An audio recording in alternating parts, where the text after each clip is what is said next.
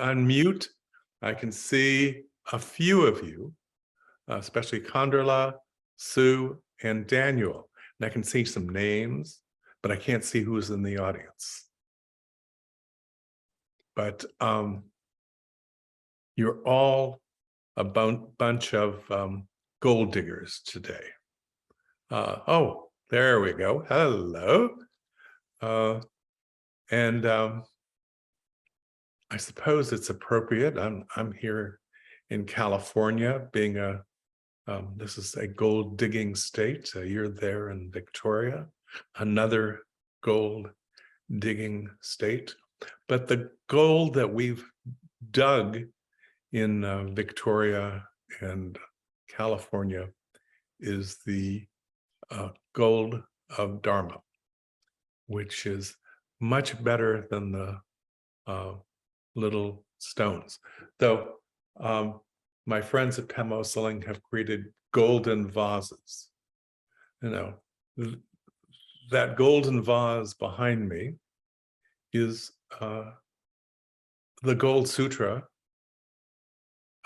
in form without words, because it points to the golden nature of our pristine, open mind. And I wanted to talk today mainly about the Sutrayana and the wonders of the Sutrayana, and just a little bit about how the Sutrayana fits in for students of the Vajrayana. I love the Mahayana. The Mahayana was my first practice introduction to the practice of Dharma. First book I read that turned my mind toward Dharma was the life and teachings of Naropa, which is very Vajrayana, but I knew I wanted that when I was young. Whatever that was, I wanted that. But there's a path. And what made sense, since there was no Vajrayana in California at that time, it didn't exist, but there was Mahayana. And I fell in love with it, with the practice of it, with the philosophy of it, not so much with the strange clothing. Couldn't really go for that. But going for the gold, we think that there's only one goal in Buddha Dharma, and that goal is complete enlightenment. And that's a good thing to think. And that, in fact, is the pure essence of what Dharma practice is about. However, before the complete enlightenment, whether it's the gradual path or whether it's the sudden path, enlightenment comes from sanity. And sanity is what we learn from the Sutrayana, from the teachings of the Shravakayana, the listening to the Dharma, the teaching of the Pracheka Buddhayana, liberating ourself, and then especially through the Mahayana.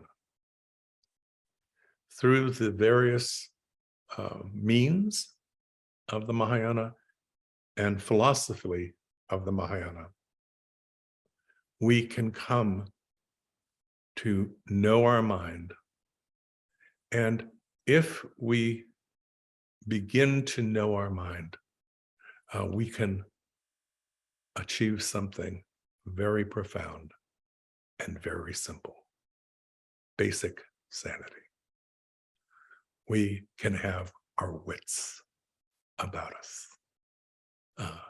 We can learn how to see clearly, hear clearly, smell clearly, taste clearly, cognize clearly, and so on. And it's very important that we understand that this basic sanity is it's our entry into enlightenment. We don't go from effing nuts to enlightened. It doesn't quite work that way. I mean, we might go from basically sane to enlightenment, and then it might go crazy. But it doesn't seem to work the other way around. There has to be even what's called crazy wisdom, the Ati teachings of the Tantra, of the, what do you call it? The Mobley upscale teachings, the teachings of Tantriana and Dzogchen. Even they need this sanity. So I'm going to read the Gold Sutra. It's very long. That's going to hurt me to hold this book. My copy of this book is this long. The Gold Sutra. Homage to all the Buddhas and Bodhisattvas. That's the first line. And that's a very important line. We pay homage to the Buddhas and Bodhisattvas because they are the ones that have gone before us and inspire us to be like them, to take on their bodhisattva activity and to become changed in our being to sane and at the right moment to full awakening. That full awakening comes from that basic sanity, and it's very important for us to learn that. So we have the inspirations of the Buddhas and Bodhisattvas, but it's more than just inspiration. We can call upon the Buddhas and Bodhisattvas to help us on our path. We understand from Sutrayana, and especially the Mahayana, that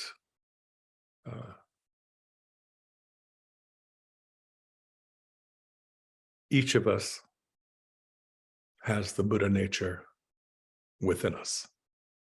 It's there, birthright. We're born with it.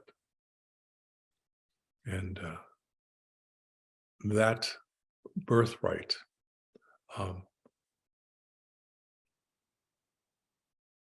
can be helped by being like the Buddhas and Bodhisattvas, supplicating the Buddhas and Bodhisattvas, and making offerings, gestures, all kinds of displays.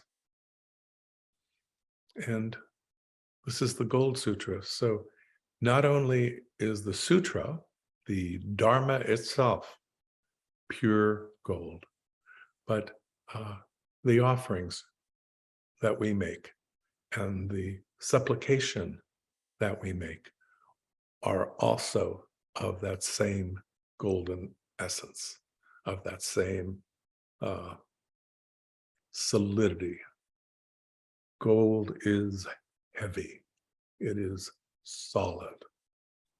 And our commitment to Dharma can be just like that. It's a waste if we meet Dharma and all we get is brass. Total waste. we've wasted our life, our maybe endless lives. I have no idea how this game works.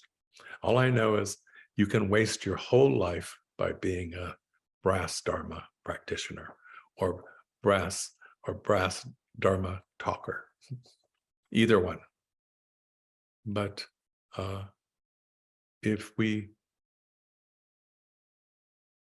meditate on the gold, what we mean by meditate on the gold is the essential heaviness, solidity, uprightness that is itself sanity. All that is sanity. And in fact, gold or heavy, the heavy part of gold, later in the Vajrayana teachings, manifests as the Vajra master. The Vajra master or the guru. Guru in Sanskrit means heavy. Heavy like gold is the analogy. So we begin by simply being aware of that, that the Buddhas and Bodhisattvas exist, and then, thus that I hear at one time, the Blessed One was dwelling in the Jetavana, in the park of Anathapindada.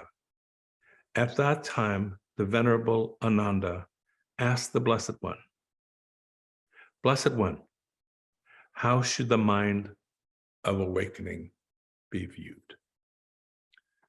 So what we find in the Sutrayana is the teachings that come from Buddha and the Bodhisattvas come most often by a question. Many of those questions are by Ānanda, one of the main disciples of Buddha. Oftentimes you'll see Buddha portrayed with Madhyayana on one side and Ānanda on the other. And many of our great teachers are said to be emanations of these disciples of the Buddha. Trungpa Rinpoche is said to be Ānanda, right? Is that correct? That's correct, Sam, yes. Yeah. So you can actually view this sutra as a teaching from Trungpa Rinpoche. It is no different than receiving the teaching from an earlier version, so to speak. This life that we live, it seems so long until you get to be 75, and it's like it went in a, in a moment. What was so long is so short. And I don't know, someone told me that 1917 is to some year like 1970 what 1970 is to now. And it's like that. It's confusing if you think of whatever we can think of in 1917. Let's think 2,550 years ago, and there's the Buddha, and there's Trungpa Rinpoche, and Trungpa Rinpoche's no slouch. Ānanda was no slouch. He asked the important questions. And the important question is, how should the mind of awakening be viewed? And in Dharma, especially in the, you learn in the beginning, the views that we develop are very helpful. We develop dharmic views so that we can follow a path. Once we've followed that path, the views fall away. But the views are the signposts on the path, and the path itself. So the Blessed One replied, Venerable Ānanda, the mind of awakening should be viewed as being in nature like gold. Just as gold is pure by nature, so the mind of awakening is pure by nature. So the path exists, the fruition of the path exists right from the beginning. We just have to be shown the right beginning. And the right beginning is viewing the mind of awakening and seeing for ourselves that it is just like gold. We can do that if we follow the instructions of the Sutrayana. In the first aspects of the Sutrayana, we are given pathways of working with our mind to liberate ourself, or liberate from ourself, so to speak. And we begin gradually to see that our idea of ourself, or as it's called in modern parlance, ego, is insubstantial, doesn't really exist. So leads us to the experience of the insubstantiality of our own existence as a separate entity from anything or anybody else. If we look at our mind, and like the Chan Buddhist did in China, and other Buddhists did throughout Asia in ancient times, and as even the Hindu Ramana Maharshi did in modern times. If we look and ask ourselves, who am I? We're going to find out some interesting things. The interesting thing is we're not going to be able to find who or I. Maybe am. Maybe.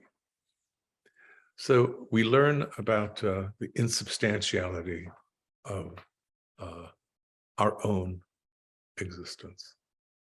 And then as we go further, we learn not only is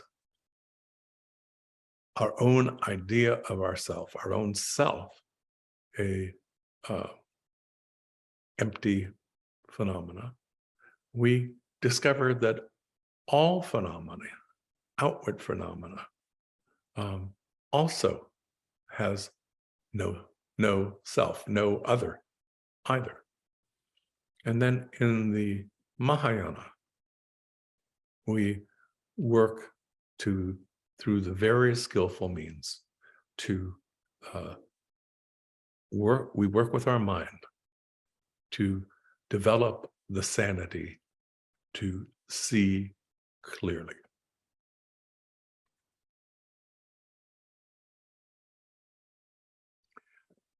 Just as gold is pure by nature, so the mind of awakening is pure by nature. And it really says, as miserable as we may find ourselves sometimes, as confused as we find ourselves at times, if we follow the path of Dharma, if we really put our body, speech, and mind to it, that Buddha nature begins to blossom. And that blossoming is the truth of Buddha's awakening, which becomes the truth of our own awakening. And that truth is pure by nature. Whatever our personal mess is, it's just schmutz, what the Germans call schmutz, just little dirts here and there. And all the dirts can be cleaned up.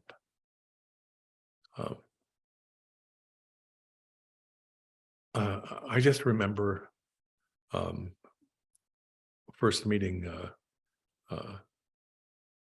Thinley Norbu Rinpoche, and was an extraordinary Nyingma teacher,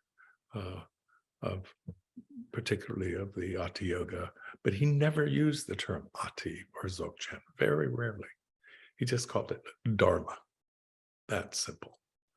And the thing I remember most, that struck me most in the beginning, is when I'd see him early in the morning after his practice, he would go around his house and vacuum. He vacuumed more than any human being I'd ever seen. If he was someone's servant, they would be very lucky. I don't know if they could afford that much vacuuming, but it was constant cleaning. And one of the things you learned from him is how to identify dirt, quite literally. So if you were in your cabin, or if you were staying at his house or whatever, he'd come in and inspect and show you all the dirt, all the things that you missed, and things that you wouldn't imagine. I remember using his bathroom one day, and I was always scared of using Rinpoche's bathroom. That was like, oh dear, but I was so unbelievably careful just to make sure that I left it as clean as when I arrived.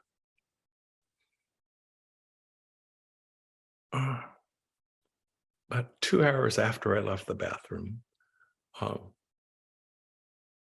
one of Rinpoche's female students took me to the bathroom and showed me the approximately 1,000 beard hairs that were all over the bathroom because I had shaved. I didn't have any, or maybe I did, maybe same sort of thing. But I'd shaved, cleaned up all the shavings, but there were like, minuscule thousands of little tiny, dirty, Sam's beard and things like that. And I could tell you all kinds of stories about this, but what it comes down to is that, what do you clean? You clean everything. What's the result of cleaning? You see the purity. If you clean, then purity can be seen.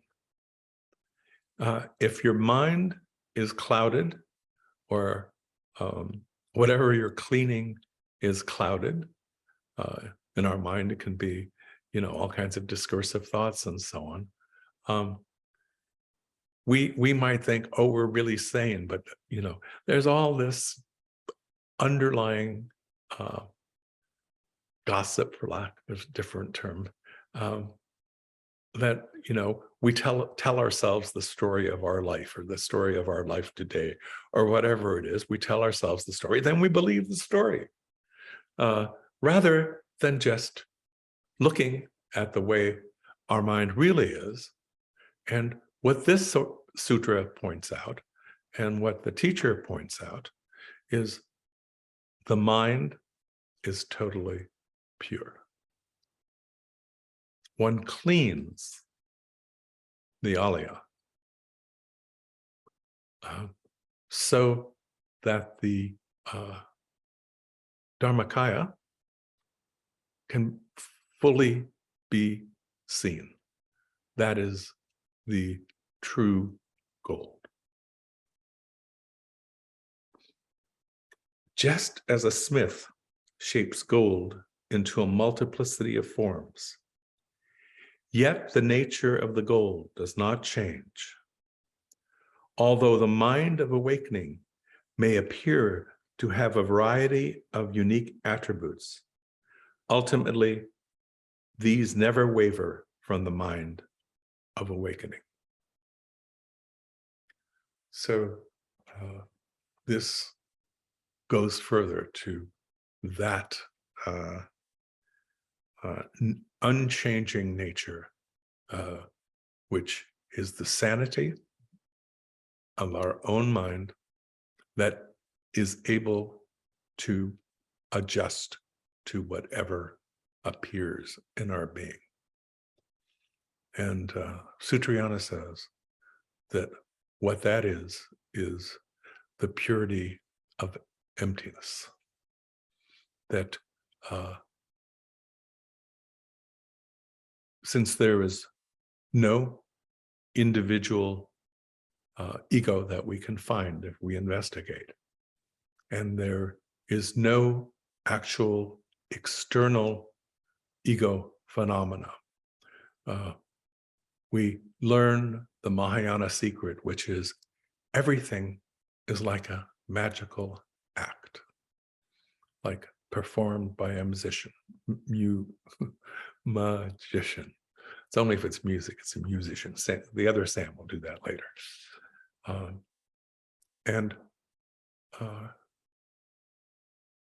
When we can see that clearly,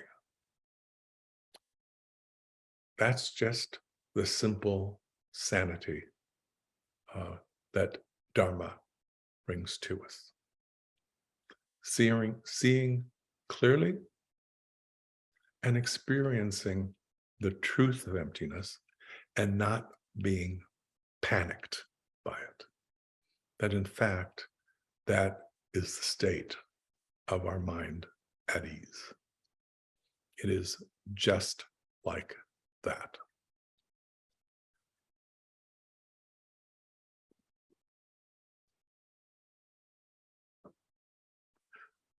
Therefore, its nature does not change. So, in the Sutrayana, we have these various forms. And these forms are included in the various stages of the Bodhisattva practice, which are outlined, for example, in the Avatamsaka Sutra. We also have the various stages of mind training, which kindly Atisha and his teacher brought to us, then that we can practice. And we have all the various different things presented within the various sutras that help us. Help us what? Help us see that all these skillful means are just exactly that. They're skillful means. Their essence is this purity, this gold. Though, one practice may be sitting meditation. It is very powerful. That sitting meditation is pure in its nature. Another practice is reading the sutras.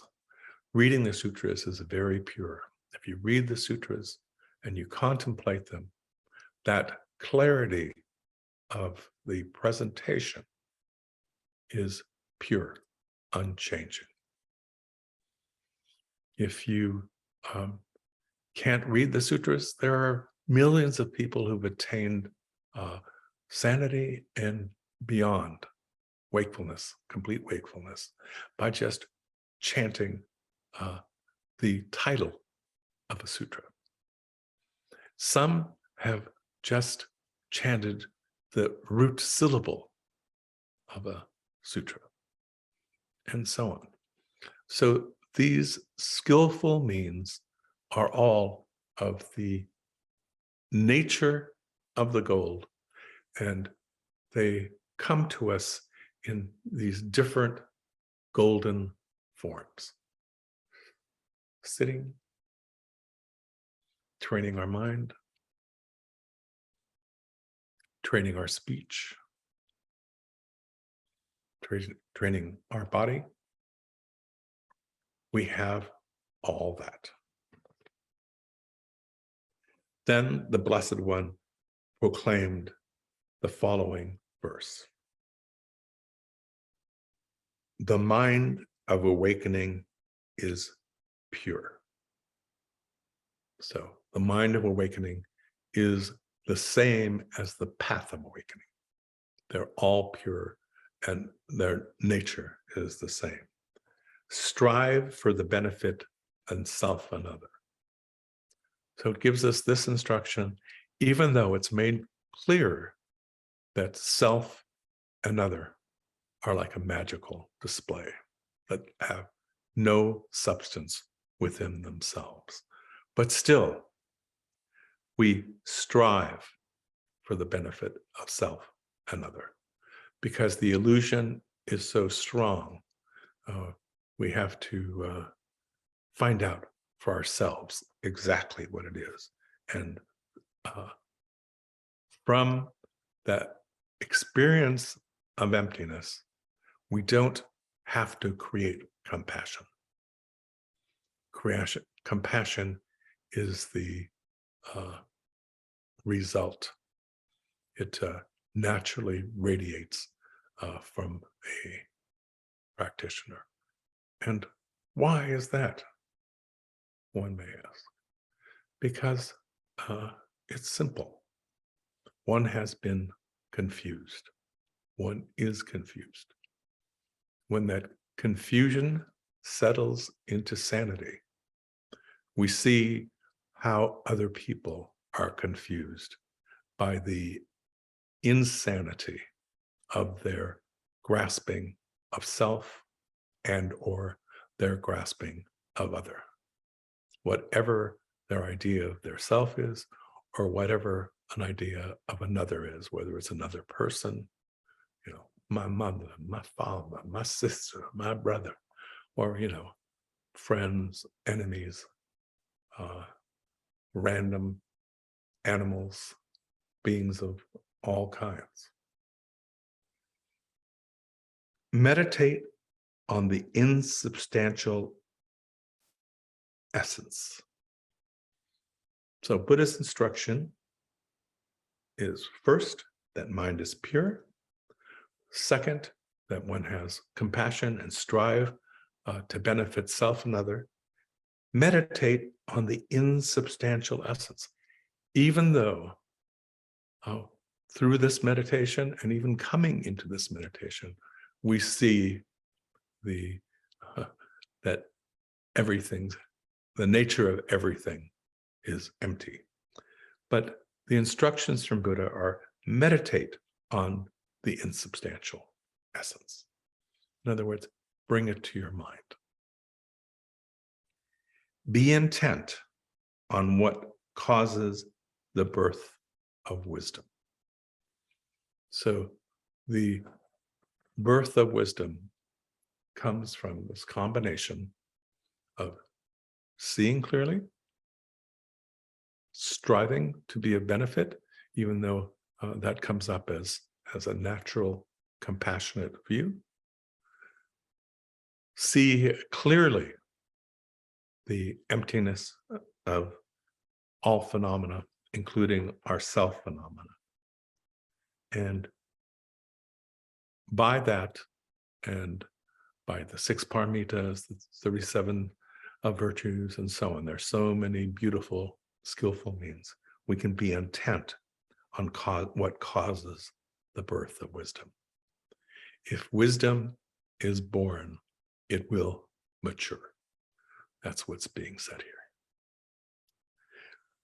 The Blessed One spoke thus, and the Venerable Ānanda, the entire retinue, and the world together with its gods, humans, asuras, and Gandharvas rejoiced and praised what the Blessed One had said.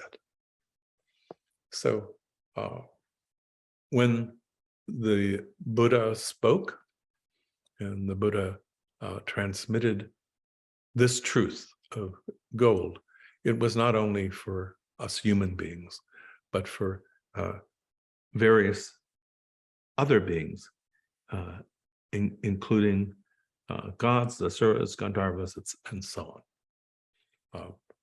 Unseen beings from our point of view. So here we have literally a one-page guide to sanity and be intent on what causes the birth of wisdom. That the birth of complete enlightenment begins from this. So that's the sutra. That was also this old man's little riff on it. I hope that it was accurate.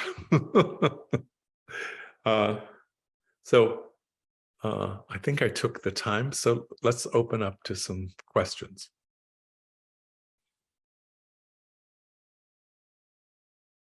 Thank you so much, Sam. So if anyone has any questions, please feel free to unmute yourself and then fire away.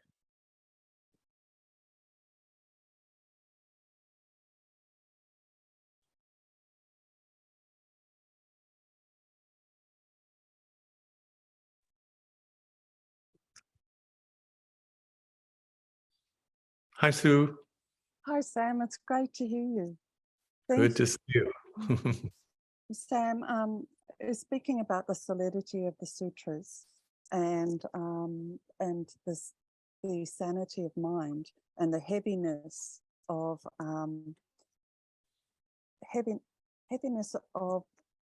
the sanity of practice. And yet it seems to me that that advanced practitioners have a real lightness about them.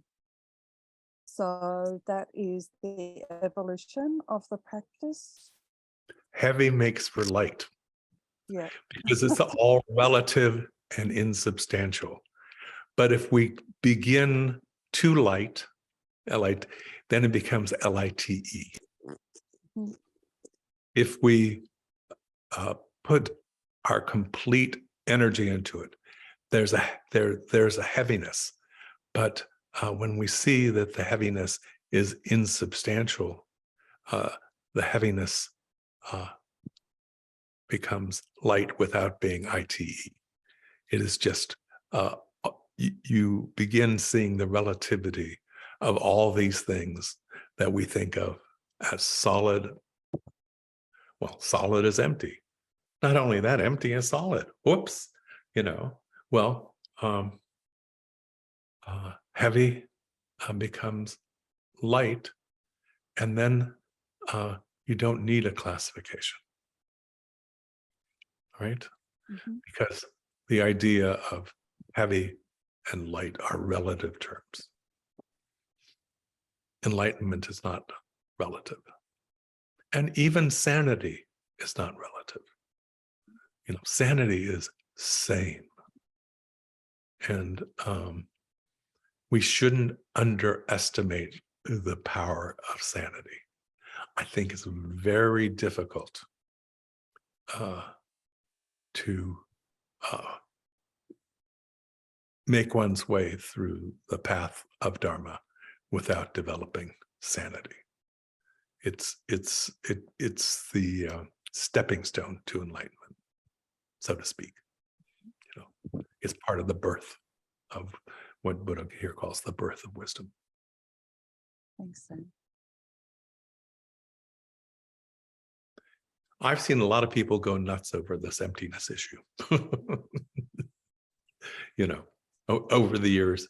But, you know, a lot of that was in the 60s and 70s when people were taking substances and literalizing the concepts of emptiness and form and all that, and confusing themselves to no end. We don't want to do that. I guess maybe it's because I grew up in a particular era, you know. But I think that era has existed for many hundreds of years.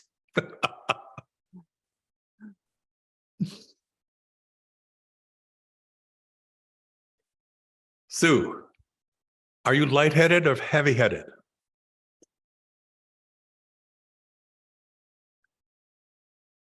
Well, it's relative. And it says pure gold can also be just a filigree. Does not have to be a gold bar or a golden statue of Buddha. It can be just the thinnest filigree. As it's pointed out in the sutra, the form can change.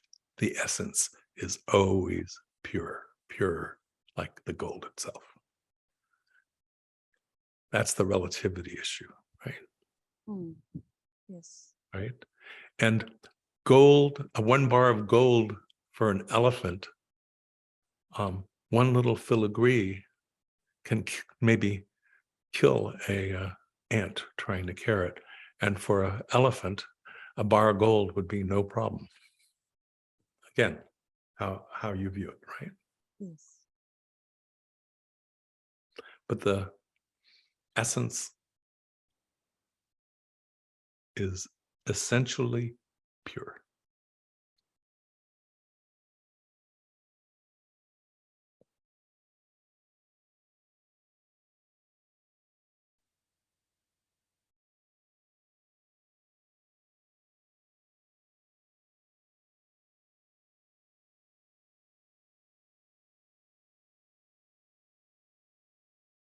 I see Heather's name. Does that mean Heather's there? Heather. Oh, Yes, Sam, I'm here. darling. What are you up to? My You video, feeling heavier light? my video is not working. I can see that. I mean, I can't see that. How are you? Good to see you. I'm happy to be here with my Aussie friends. Always a good thing. Yes, sorry, my video is playing up. No. So what do you make of all this sanity, gold? Oh, Sam, it's fantastic. It's How do you work this?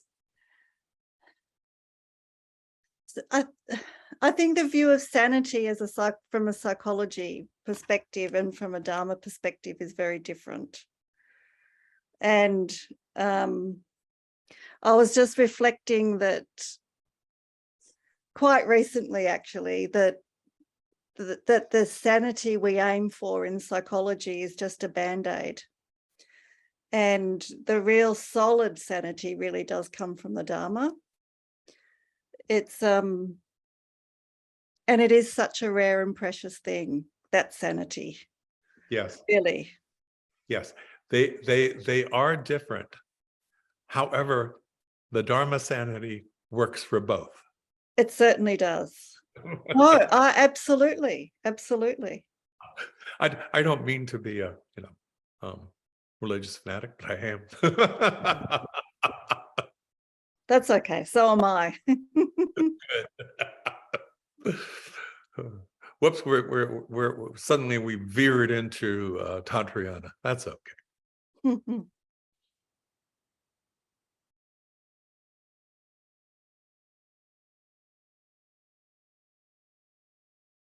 Well, they've had enough of this, Sam. Let's have some Sam song.